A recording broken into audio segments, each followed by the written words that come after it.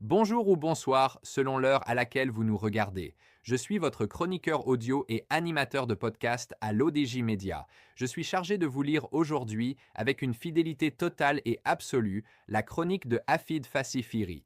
Nous nous projetons en 2026, vers un mondial de football hors norme.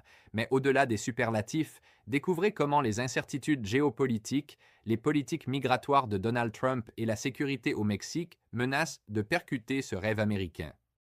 La Coupe du monde de football qui s'ouvre dans 100 jours promet d'être hors norme, dans un contexte rendu incertain par la politique de Donald Trump, les violences au Mexique ou l'intervention américaine en Iran. Cela pourrait bien aller au-delà de ce que l'on pensait. Avec 3 pays organisateurs, États-Unis, Mexique, Canada et 104 matchs, la Coupe du monde de football qui s'ouvre dans 100 jours devrait se tenir dans un contexte rendu incertain.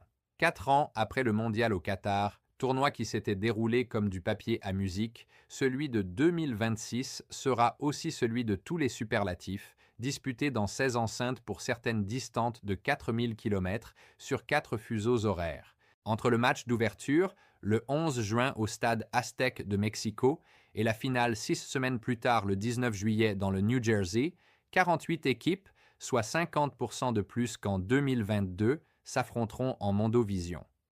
L'auteur ajoute que pour donner la mesure de l'événement, le président de la Fédération internationale de football Gianni Infantino promet 104 Super Bowls et des retombées de l'ordre de 11 milliards de dollars pour l'instance.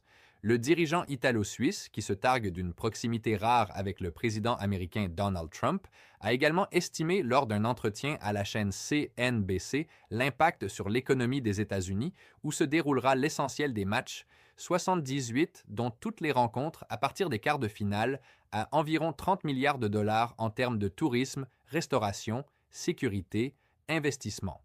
Au-delà de ces chiffres faramineux, le bon déroulement de la compétition sera tributaire de la politique américaine, particulièrement imprévisible depuis le retour de Trump à la Maison-Blanche.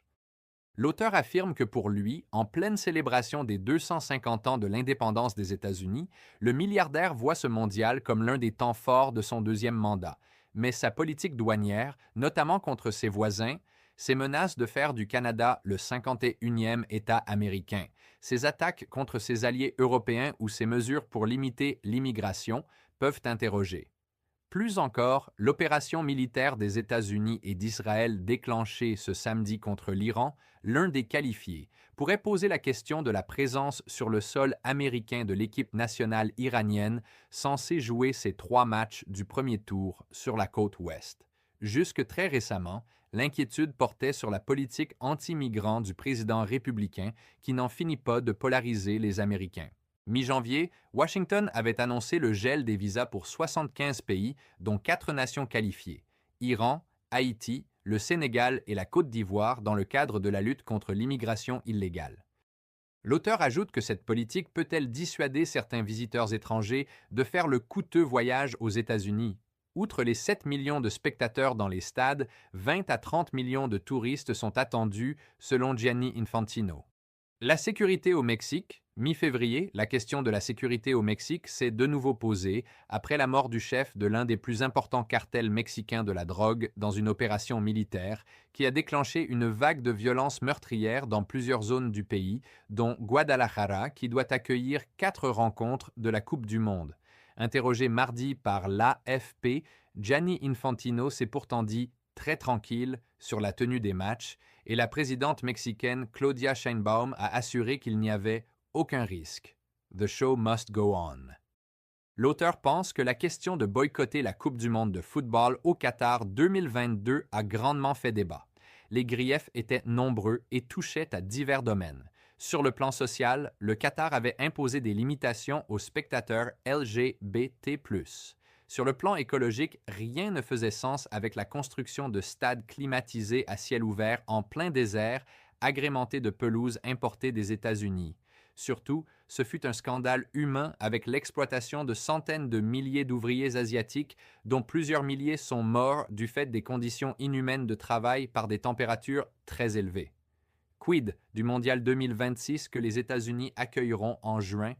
Un État qui bafoue les règles du droit international les plus élémentaires, qui n'a aucun respect pour les vies humaines, qui bombarde à tout va, que la fête continue. C'est sur ces interrogations percutantes que s'achève notre lecture d'aujourd'hui. Je tenais à vous remercier personnellement pour votre fidélité et l'attention que vous portez à nos chroniques. En tant que votre hôte, j'ai mis un point d'honneur à respecter scrupuleusement l'intégrité et la lettre des propos de Hafid Fassi Fihri afin de vous transmettre son analyse sans aucun filtre. Restez à l'affût car nous nous retrouverons très prochainement pour une nouvelle chronique sur l'ODJ Média. D'ici là, cultivez votre esprit critique et restez connectés. Prenez soin de vous et à très vite.